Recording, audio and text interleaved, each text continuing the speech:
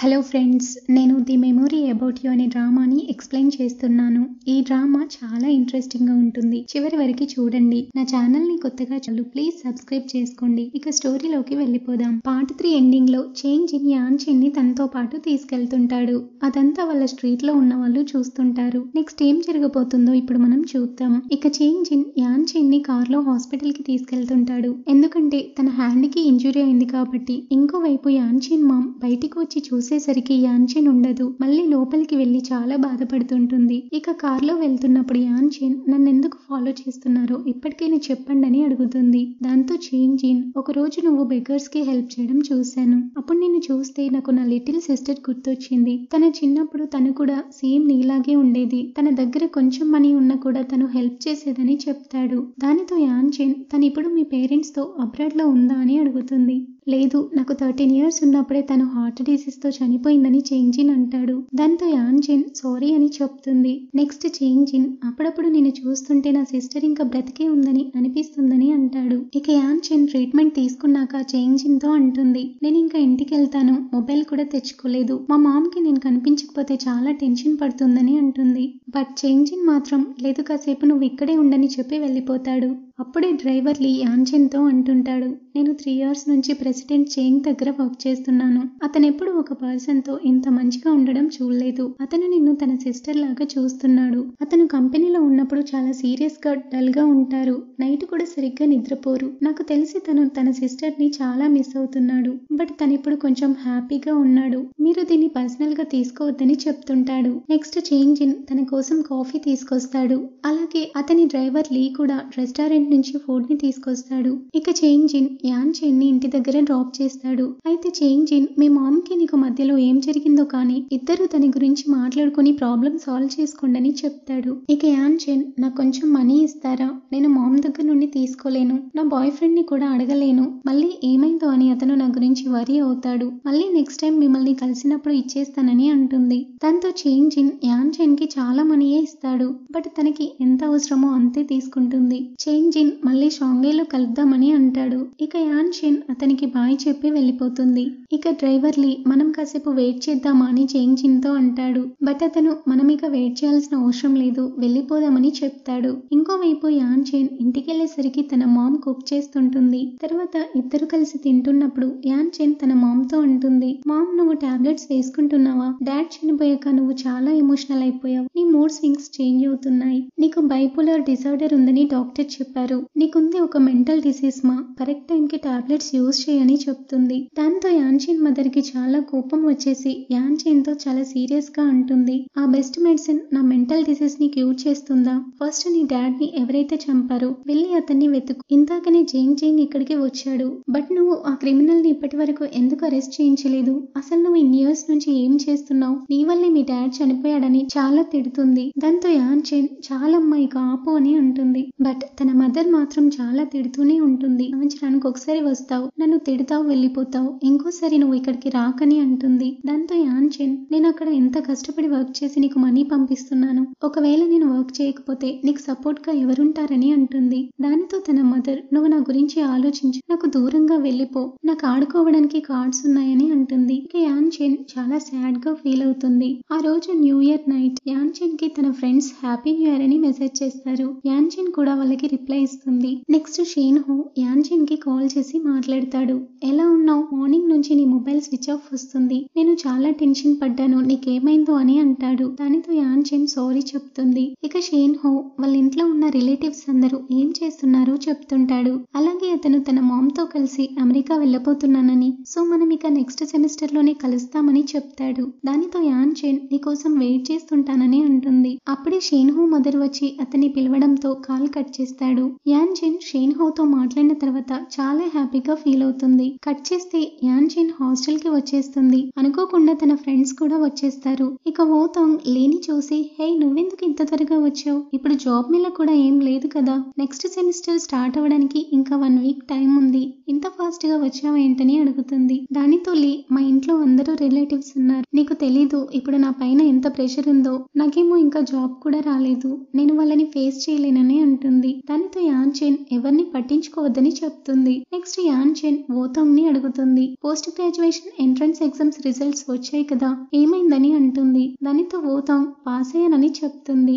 ఇక వాళ్ళు చాలా హ్యాపీగా ఉంటారు. దానితో లీ అందరూ సెటిల్ అవుతున్నారు, నా ఫ్యూచర్ ఏంటో అర్థం కావట్లేదని సాడ్ గా ఫీల్ అవుతుంది. ఇక తనని హ్యాపీగా ఉంచడానికి వాళ్ళు బార్ కి వెళ్ళడానికి ప్లాన్ చేసుకుంటారు. బట్ ఈసారి బ్లూ మూన్ కి కాకుండా వేరే ప్లేస్ కి వెళ్ళాలనుకుంటారు. ఇక లీ కియాన్ కి కాల్ చేసి తనని కూడా రమ్మని చెప్తుంది. నెక్స్ట్ వాళ్ళు బార్ కి వెళ్తారు. ఇక కియాన్ మనం ఎందుకు ఇక్కడికి వచ్చామని అంటుంది. బట్ లీ నాన్సెన్స్ గా మాట్లాడకు, ఎంజాయ్ చేద్దాం, డాన్స్ చేయని అంటుంది. బట్ అప్పుడే వాళ్ళతో బాయ్స్ మిస్బిహేవ్ చేయడంతో ఒకరినొకరి తోసేసుకుంటారు. ఇక వెంటనే వాళ్ళు బార్ నుంచి పారిపోతుంటారు. ఒకతను వాళ్ళని ఫాలో చేస్తూ వస్తాడు. బట్ వాళ్ళు చాలా స్పీడ్ గా వెళ్లి బస్ ఎక్కేస్తారు. ఇక వాళ్ళు బస్ లో జోక్స్ వేసుకుంటూ వెళ్తున్నప్పుడు కియాన్ కి యాన్ చెన్ కి ఒకేసారి మెసేజ్ వస్తుంది. వెంటనే లీ యాన్ చెన్ మెసేజ్ చదువుతుంది. షాంఘై లో ఉన్న ఎంజీ కంపెనీ నుంచి ఇంటర్వ్యూకి అటెండ్ అవ్వమని చెప్పి మెసేజ్ వస్తుంది. దాంతో వాళ్ళు చాలా హ్యాపీగా ఫీల్ అవుతారు. సేమ్ మెసేజ్ కియాన్ కి కూడా వస్తుంది. యాన్ చెన్ కూడా చాలా హ్యాపీగా ఉంటుంది. ఈ కంపెనీలో జాబ్ రావడం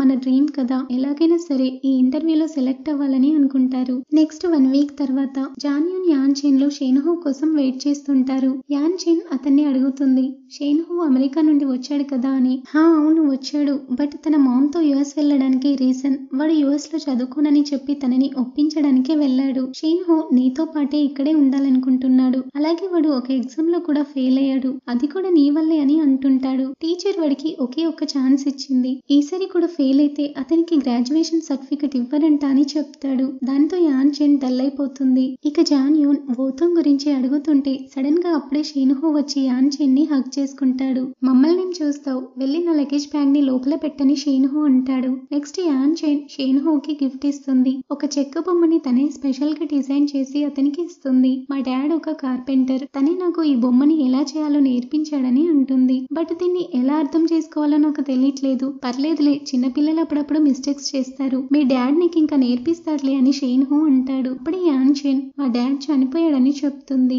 దాంతో షేన్హో చాలా సాడ్ గా ఫీల్ అవుతాడు. ఇక యాన్ చెన్ అందుకే నీకు ఇది ఇచ్చానని అంటుంది. దాంతో షేన్హో ఇది నీకు చాలా వాల్యుయబుల్ కదా, మీ డాడ్ ఇచ్చారు, నేను దీన్ని తీసుకోలేనని అంటాడు. దాంతో యాన్ చెన్ మనకి చాలా ఇంపార్టెంట్ అనుకున్న వాళ్ళకి కదా వాల్యుయబుల్ గిఫ్ట్ ఇచ్చేది, సో అందుకే ఇచ్చాను, నువ్వు ఒక మంకివి, నీకు ఇది సూట్ అవుతుందని అంటుంది. ఇప్పటి నుంచి ఈ చిన్న మంకి కూడా నీకు తోడుగా ఉంటుందని చెప్తుంది. ఇక షేన్హో చాలా హ్యాపీగా ఫీల్ అవుతుంటాడు. అలాగే సాషా నా లైఫ్ లో బెస్ట్ గిఫ్ట్ ఇదే, నేను చాలా జాగ్రత్తగా చూసుకుంటానని చెప్తాడు. ఇక ఇద్దరు చాలా హ్యాపీగా ఉంటారు. నెక్స్ట్ యాన్ చెన్ కియాన్ లో ఇంటర్వ్యూకి వెళ్తారు.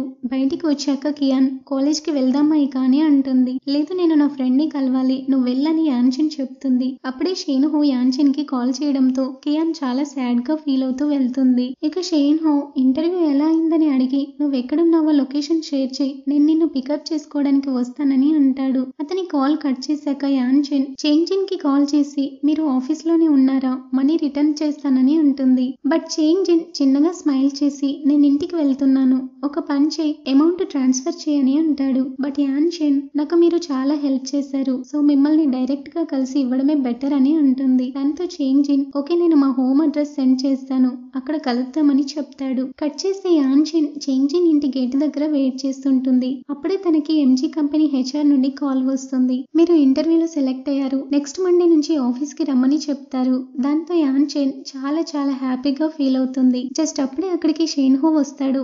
ఏంటి ఎవరితో కాల్ మాట్లాడుతున్నావు, ఇంత హ్యాపీగా ఉన్నావేంటి అని అడుగుతాడు. దాంతో యాన్ చెన్ ఇంటర్వ్యూలో సెలెక్ట్ అయ్యానని చెప్తుంది. దాంతో ఇద్దరు చాలా హ్యాపీగా ఫీల్ అవుతారు. సాషా మనం దీన్ని సెలబ్రేట్ చేసుకోవాలి, పద వెళ్దామని అంటాడు. బట్ యాన్ చెన్ ఫస్ట్ నేను చేంజిన్ కి మనీ అలాగే ఈ ఫ్రూట్ గిఫ్ట్ ని ఇవ్వాలని అంటుంది. అక్కడ సెక్యూరిటీ ఉన్నాడు కదా అతనికి ఇచ్చేయని షేన్హో అంటాడు. బట్ తను లేదు నేను అతనికి కాల్ చేశాను వస్తున్నాడని చెప్తుంది. మళ్ళీ యాన్ చెన్ చేంజిన్ కి కాల్ చేసి నేను మీ కమ్యూనిటీ గేట్ దగ్గర ఉన్నానని చెప్తుంది. దాంతో చేంజిన్ నేను ట్రాఫిక్ లో ఉన్నాను, రావడానికి ఎంత టైం పడుతుందో తెలీదు, సో ఒక పని చేయి సెక్యూరిటీకి ఇచ్చేసి వెళ్ళు, నేను తీసుకుంటానని అంటాడు.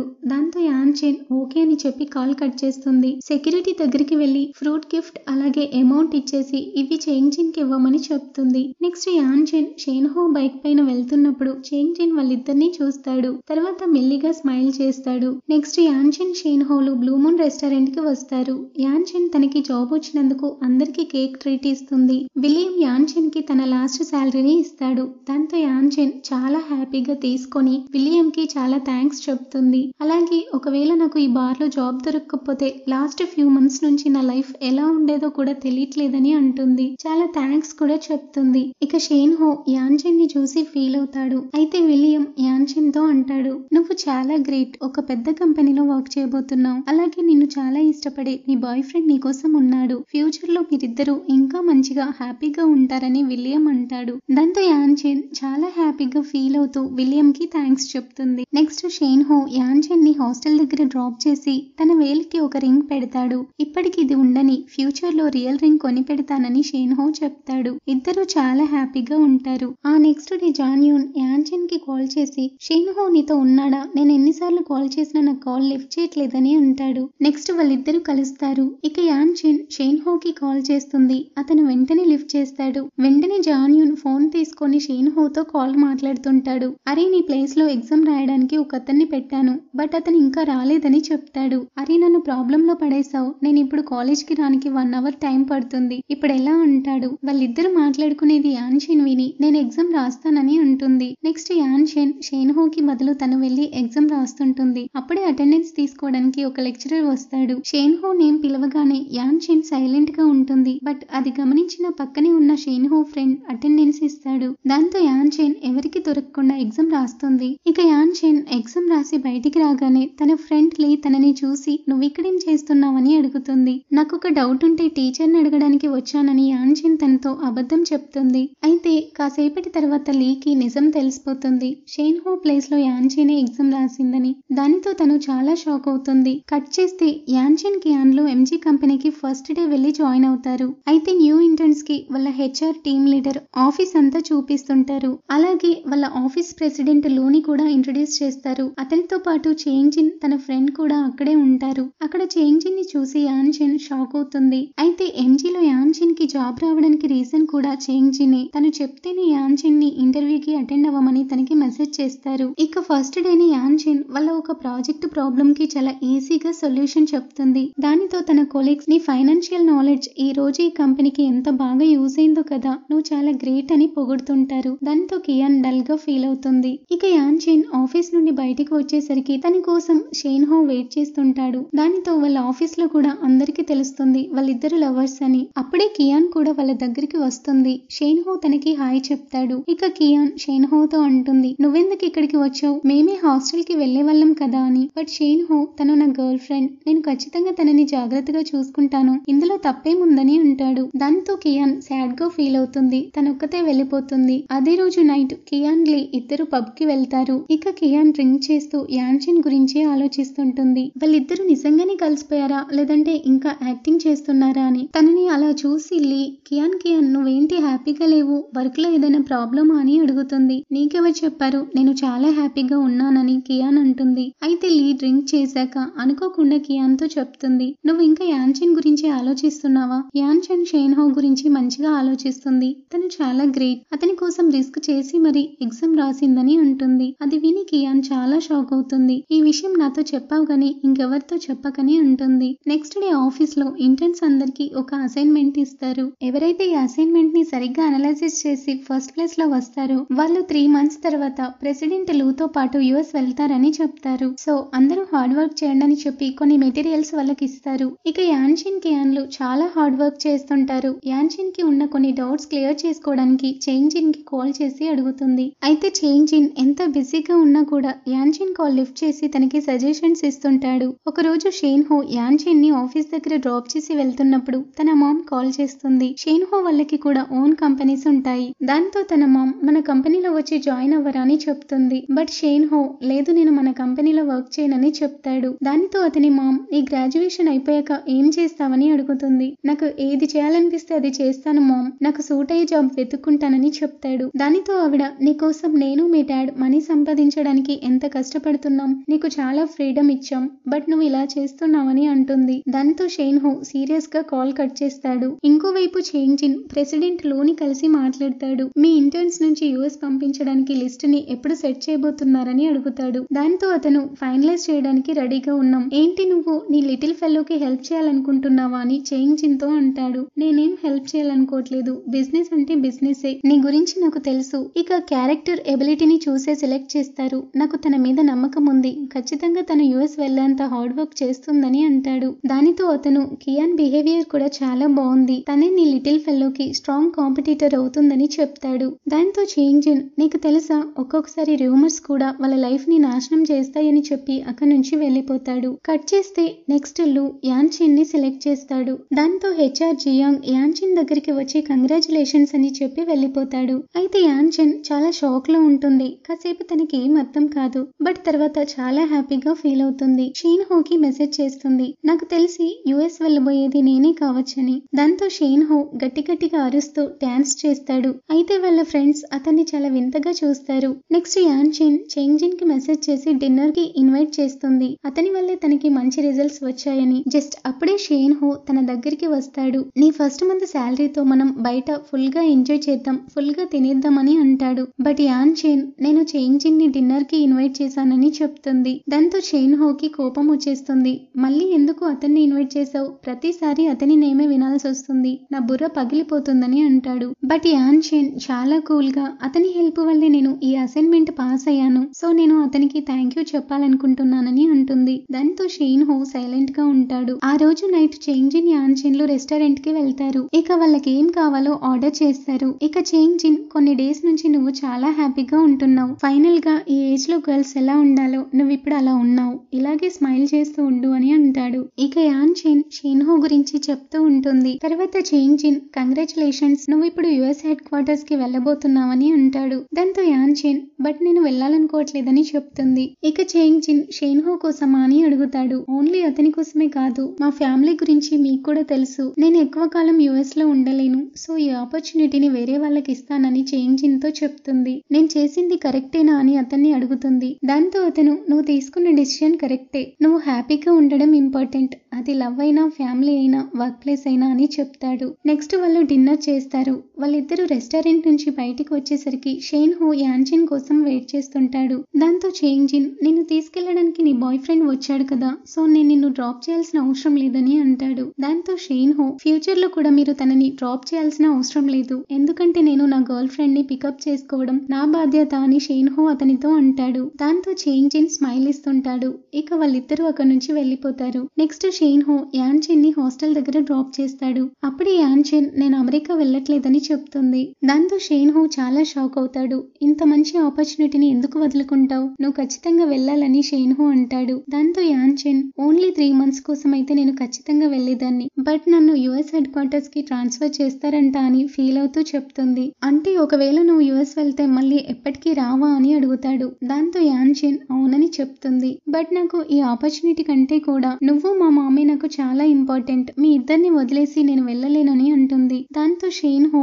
నువ్వు దీనికోసం ఎంత కష్టపడ్డావో నాకు తెలుసు, బట్ ఏం వరీ అవ్వకు, నేను చాలా హార్డ్ వర్క్ చేస్తాను, నిన్ను హ్యాపీగా చూసుకుంటానని చెప్తాడు. నెక్స్ట్ డే ఆఫీస్ లో యాన్ చిన్ కియాన్ తో మాట్లాడుతుంది. మన ఇద్దరి మధ్యలో సీక్రెట్స్ ఏం ఉండకూడదు కదా, నువ్వు నాతో సరిగ్గా ఎందుకు మాట్లాడట్లేదు, ఏమైందని అంటుంది. దాంతో కియాన్ నీకు ఎంజీలో బ్యాక్గ్రౌండ్ ఉందని అందరూ చెప్తున్నారు, దానివల్లే నిన్ను అమెరికా వెళ్ళడానికి కూడా చూస్ చేస్తారని అందరు అంటున్నారని చెప్తుంది. దాంతో యాన్ చిన్ చిన్నగా స్మైల్ ఇచ్చి వాళ్ళు చెప్పారు ఓకే, అయితే నువ్వేమనుకుంటున్నావని యాన్ చిన్ అంటుంది. దాంతో కియాన్ నాకు నీ గురించి అర్థం కావట్లేదని అంటుంది. ఇక యాన్ చిన్ ఫస్ట్ నాకు ఎంజీలో బ్యాక్గ్రౌండ్ ఏం లేదు, ఒకవేళ అమెరికా వెళ్ళడానికి నన్ను చూస్ చేసినా నేను వెళ్ళనని అంటుంది. దాంతో కియాన్ షేన్ హో కోసమా అని అడుగుతుంది. దాంతో యాన్ చిన్ లేదు షేన్ హో కోసం కాదని చెప్తుంది. అయినా కూడా కియాన్ నమ్మదు. మనం ఫ్రెండ్స్ అయినంత మాత్రాన నువ్వు చెప్పే ప్రతిదీ నేను నమ్మలేను, నీకు ఎంజీలో బ్యాక్గ్రౌండ్ ఉన్నా లేకపోయినా అమెరికా వెళ్ళినా వెళ్ళకపోయినా అది నాకు అవసరం లేదని చాలా సీరియస్ గా చెప్పి కియాన్ అక్కడి నుంచి వెళ్ళిపోతుంది.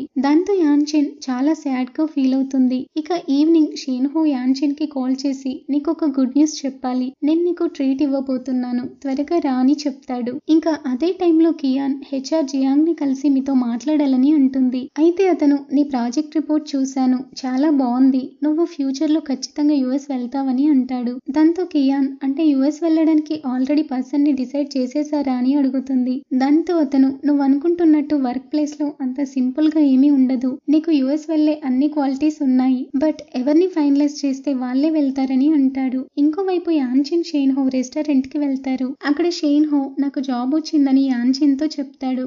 దాంతో యాన్చిన్ చాలా హ్యాపీగా ఫీల్ అవుతుంది. కట్ చేస్తే వాళ్ళ కాలేజ్ లో గ్రాడ్యుయేషన్ డే. అందరూ హ్యాపీగా ఎంజాయ్ చేస్తూ ఫొటోస్ తీసుకుంటారు. బట్ కియాన్ మాత్రం ఒక్కతే సైలెంట్ గా కూర్చొని ఉంటుంది. అందరూ కలిసి ఫోటో తీసుకుంటారు. అదే రోజు నైట్ షేన్ హో యాన్చిన్ బైక్ పైన సిటీ అంతా తిరుగుతూ చాలా ఎంజాయ్ చేస్తారు. ఆ నెక్స్ట్ డే ఆఫీస్ లో హెచ్ఆర్ జియాంగ్ అందరి ముందుకు వచ్చి చెప్తాడు. యుఎస్ హెడ్ క్వార్టర్స్ కి వెళ్లేది ఎవరో కాదు యాన్చినే అని చెప్తాడు. తనని సెలెక్ట్ చేశారని చెప్తాడు. అలాగే తనకి కంగ్రాచులేషన్స్ చెప్పి అందరికీ ట్రీట్ ఇవ్వమని చెప్పి వెళ్ళిపోతాడు. జస్ట్ అప్పుడే యాన్చిన్ కి ప్రొఫెసర్ వాంగ్ ఆఫీస్ కి రమ్మని చెప్పి కాల్ వస్తుంది. ఇక వెంటనే యాన్చిన్ కియాన్ కి చెప్పి కాలేజ్ కి వెళ్తుంది. ఇక ప్రొఫెసర్ వాంగ్ నేను ఎందుకు పిలిచానో తెలుసు కదా. నీ పేపర్ షేన్ హో పేపర్ సేమ్ ఉన్నాయి. నాకు తెలుసు నువ్వు మంచి స్టూడెంట్ వి. అన్ని కోర్స్ లో నీ గ్రేడ్స్ చాలా బాగున్నాయి. అలాగే ఇప్పుడు నువ్వు ఒక మంచి టాప్ కంపెనీలో ఇంటర్న్ గా చేస్తున్నావు. బట్ షేన్ హో మాత్రం క్లాసెస్ కి అటెండ్ అవ్వడు. ఎగ్జామ్స్ మిస్ చేస్తాడు. బట్ అతనికి నువ్వు ఇలా హెల్ప్ చేసి రిస్క్ లో పడతావని నేను అనుకోలేదని అంటాడు. తన పైన చాలా సీరియస్ అయ్యి అక్కడి నుంచి వెళ్ళిపోతాడు.